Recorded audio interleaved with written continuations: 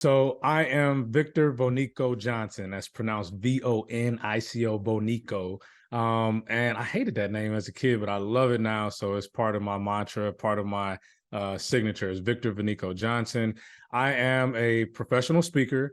I'm also a real estate entrepreneur. So my wife and I, Latasha Johnson, we have built a small rental property portfolio, but it has allowed us the freedom to be able to start other ventures and things like that. So I am definitely an entrepreneur.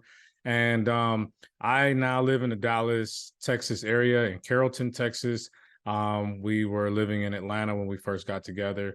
And since 2018, we have been investing in rental properties. And so that's what we do professional. That's what I do professionally. My wife is a realtor here in the DFW area. Um, and so I got connected with JA. So I published a book called Proven Pathways to Wealth and Happiness. You probably can't see it with the virtual screen, but anyway, it's called Proven Pathways to Wealth and Happiness. And it talks about my story, how, I basically was living paycheck to paycheck when I was in Atlanta, even though I was making 90 grand a year. My credit score was in the low 500s. I think at one point it's 525. And I went through a bunch of exercises and habit changes in order to change my credit score. I ultimately, in about a year and a half, got it up to about a 750. And I really started changing the way I approached relationships. And because of that, I started attracting better job opportunities to me, one of which moved me from Atlanta to Austin, Texas in 2013. And that job basically doubled my income and all that kind of stuff. And so I was in this place where I didn't want to go back to paycheck living. I didn't want to drop my credit score. And I really started thinking about my kids who, at that time were teenagers. And so ultimately, I ended up, I talk about all that in the book, but basically, it led me to the real estate investing. And so in 2018, I wrote the book telling that story in hopes of helping other aspiring real estate investors and entrepreneurs or beginning investors to kind of see the struggles I went through with the credit. I didn't have enough money. I was scared. All those things that most of the clients that I now coach were going through. I was going through them in the beginning. And so I decided a book would be the best way to tell that story. And so published the book in December of 2018. And then in early 2019, I ended up, my corporate job here in Dallas ended up being eliminated. So I got a severance package and I was like, you know what? This is the fourth time that has happened to me. And I decided that I was going to bet on Vic Johnson. And so at that time, when you have a book, people want you to speak more. And I really wanted to get out there as a speaker. And I came across JA, their speaker series, and I met Keisha Bruno. So that's kind of the journey of how I got to JA. So because of those three pillars, right? I mean, entrepreneurship is my passion. I love career readiness. I was, even in my corporate life, I was the one that was always mentoring up the younger managers. And even when I wasn't assigned to do so, that was just something I loved, to watch the development of people and kind of see them go from the caterpillar to the beautiful butterfly, if you will. And then financial literacy is really what my book is all about. Once you change your mindset and kind of getting your finances together, there's certain habits that you just gotta change to your life, right? And so when I first got out, I believe one of the first schools was Duncanville High School that they sent me to. And these were young kids that grew up just like me. I grew up in Oakland, California, lower income communities, single mom household, all of that kind of stuff. And I just kept seeing me 20, 25 years ago in these students, and having the opportunity to be able to pour back into them was a blessing to me. And, I had plenty of people that did it for me when I was 16, 17, 18. And so I felt like it was a calling for me. And there's something about junior achievement, the energy that you get, the organization, the way that they are structured, and definitely the team members have all just, poured into allowing me to be free to share my story. And I guess JA really does a great job of making its speakers and mentors successful at being speakers and mentors. And that's something that I really appreciate. I can't go through this interview without shouting out Keisha Bruno. She is just an amazing human being. And so, kind of side story, I was, again, along that entrepreneur journey, I was working on a RFP, a request for a proposal for Dallas ISD in 2019. Actually, it was 2020 by now.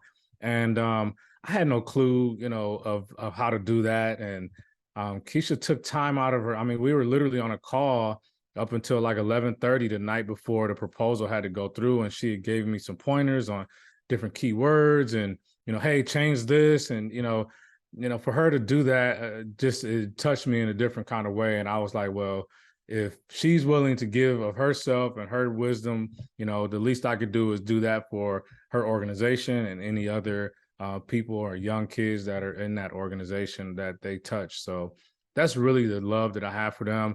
And then there's kind of a side story. I know, I don't have a funny story. I have kind of a sad story. One of the schools that I went to, and it slips my mind at the moment, but there was a teacher there, Mrs. Christian, and she, welcomed me to her classroom. These were high school kids, 9th and 10th graders. I did a financial literacy presentation. I guess my mission for the day was to speak to 2 classes. So after the first class, there was a lunch break, maybe about a 30, 40-minute lunch break. And, I was in the middle of this workout program at the time, and she gave me some salad and tuna and all this stuff instead of sending me down to the cafeteria to eat, burgers or whatever it was, or hot dogs. And I learned that she later passed away. She had been a fighting cancer survivor, and I think it came back. And so since the pandemic, she has passed on. And so, I guess in a way, I want to give back because of her as well. She just was giving so much to those students, even knowing that she was going through those challenges. And so JA has really been something that has touched me in a different kind of way. I recently did a talk, and it just hit me while I was standing up there that, we all have these defining moments. Like there's something that happens in our life, whether it's, a bankruptcy that you had to file through, like I had to do in 2015 or whatever it was, or maybe there's a loss of a family member or a loss of a job. And there's these moments that, from that moment, everything that happened before it is one way, but everything from that moment forward is completely different. And, I went through several of those. And, one of the first things that I would tell people is that you really, if you're struggling with finances, your credit, or, just even struggling with the paycheck to paycheck kind of scenario, it requires you to be a different person. You've got to become a different person in your mind and accept that you can have financial success, whatever that looks like for you. And a lot of times people think it's, oh, I got to be a millionaire for me to be financially successful. You absolutely do not. The first thing that's important for people to do is, one, accept that they can be financially secure. Secondly, you got to be very honest with yourself. Grab a notepad and a pen and write down everything that is holding you back financially. I literally did this exercise where on one side of the notepad was everything that was holding me back, from collection accounts to, what I thought was my income at the time, the circle of friends that I had, circle of family that I had, the overspending that I was doing, the decisions that I was making every time there was a financial decision that needed to be made. So I wrote all these things down so that I could really get a visual of it. I pulled my credit score, I looked at my debts and really got the actual number that I know I needed to in order to get on the other side of bad debt. That's a very daunting and scary exercise, but it has to be done in order for you to achieve financial success. You can't be financially secure and have debt weighing you down. It's like trying to swim with an ankle weight on you. It just makes it that much harder. So that would be the second thing, is just confront your debts head on. Don't be afraid of it. But you have to be able to do that and really think about the why, right? I know it's kind of cliche these days for people to say, oh, what's your why? Why are you doing this? But you got to understand what your purpose is. Well, why do you want to be financially secure? Why is it important to you? Is it to get your kids or something in college to save for them? Is it so that you can move into a better community, so that your kids can be in a better school district and get exposure for the sport or the STEM program that they really want to get into? Is it because you have to take care of a aging family member or parent? There's several reasons why we want to do these things, and you've got to be crystal clear on why you want to become financially secure. And that's the other side of the notepad, is write down those goals that you have for your finances and what they will do for you. Because when I tell you, it is completely challenging. It's very hard to get out of debt. And more importantly, it's hard to change the habits that got us into debt. So if you can have these purposeful meanings for why you're wanting to get out of debt, they will remind you every time you get ready to swipe your card for a shopping splurge, or you decide you want to go out for something, you start remembering why you're doing it. It helps you to overcome those things. So, those are kind of the three main things that I would say, is kind of know that you can be financially secure, confront those debts head on, and thirdly, set some goals for yourself around the purpose for why you want to do it. And then, of course, once you know the why, the how becomes very easy. No, that's really great. So, kind of a quick question back to your story and like financial awareness. How long did it take you to be disciplined in this? I know for a lot of people, especially if they have a lot of debt, it takes them years. For you, how long did it take you? Kind of like what was that process like? Because I know it's frustrating for a lot of people to go through that change. Great questions, Zainab. So I was a guy that I was a leader in financial centers. So like call centers, collection agencies of all places. And I'm teaching teams of dozens of collection agents how to get on the phone and get people to pay their bills. But as soon as I got off and went home and my phone would ring from a bill collector, I wasn't answering the call, right? So I was literally that guy making 80, 90 grand a year, not paying my bills the way that they needed to be paid. So again, once I wrote down everything, once I made the decision that I needed to make that change and wrote down the things that got in my way, the first thing that I did is signed up for an app called mint.com. And I'm not I guess an advertiser for them personally, but it did change me personally. And now they have dozens of those things, personal capital, even sometimes your bank can provide these little budgeting apps. But the first thing that happened is when I had wrote all those things down, it was a Sunday afternoon, and my wife and I sat down after we had, got on the Mint app, set up a little profile with our information on it. And what Mint does is it basically makes you load up all of your bank account activity or log into all of your accounts through the app. At the time, I had teenage girls in the house with me and a son, and they all had either a part-time job or at least a debit card. And so we loaded all their stuff on there. And so what I realized at the time, I hadn't bought a house yet. We were living in I'm sorry, we had been in a house, but it was a small 3-bedroom house. And our mortgage payment was like $750 a month or something at the time. This was about 10 years ago. And so literally what Mint does is puts all of your expenses in a pie chart. So you can see what percentage of the pie is going towards different categories. Of course, the house was, let's just say it was 35%, that's $750.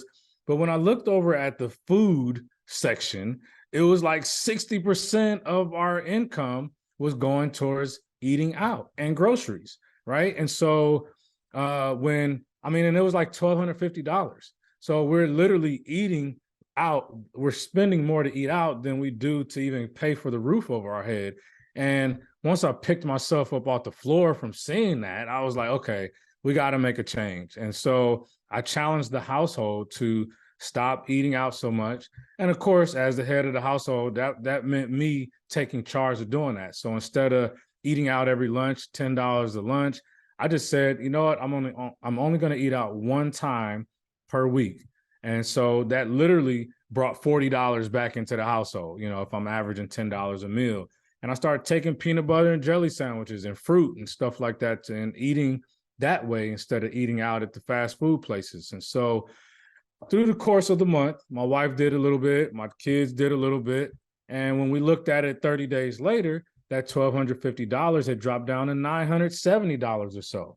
So without working any overtime, without taking a part-time job, we literally found $300 for the house.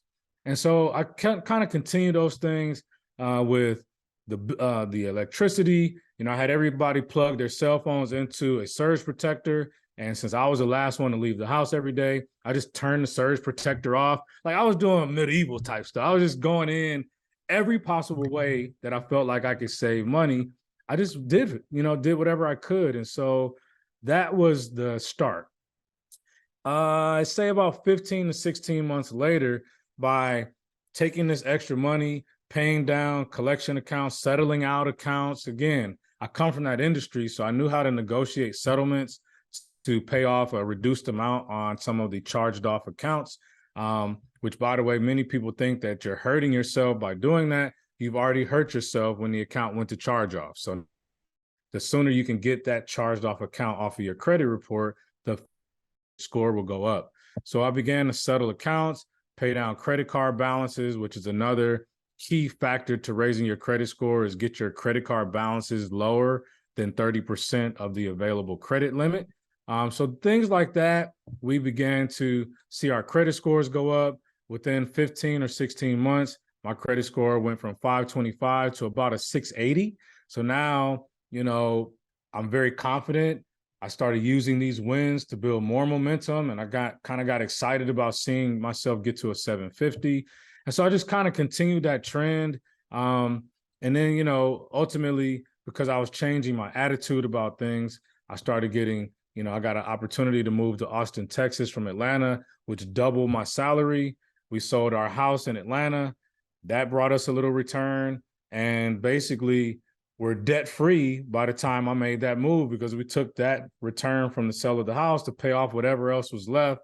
So basically, I get to Texas and I'm a new man. My wife is a new woman. Our kids are in a different state. So it's just like, that was the journey. And from there, it was really just about making sure that I can maintain my daily habits. That's something I really want people to take away from this, is that your success and failure lies within your daily habits. It's not some big thing that happens. It's usually a, you know, compilation of activity that makes the change. Which is why you have to become kind of a new person in order to live your life in a new way. But I saw a statistic where the average American household is spending 133% of every 100, or $133 of every $100 that they earn. So you're spending $33 more than you even bring in, because of loans and credit cards. So we've got to be able to change our internal finances and not worry about the inflation and all this stuff at the national level, but what's going on in your own household. Manage that first, and usually things will go better. Credit cards are a good thing when you're in position, when you actually have the money to pay off the full balance or pay it down to like $5 left on the balance, because that will help your score go up. You know, the credit card companies or the credit scoring entities out there, like your TransUnions, your FICO, your Experian, Equifax, their job is to take your spending behavior and turn it into a number so that lenders will know whether or not you can be trusted with their money. So you do need these credit cards, unfortunately, in order to show your behavior, your responsible spending behavior. Where credit cards become a challenge for people is when they see it as an extra paycheck. It's not a paycheck.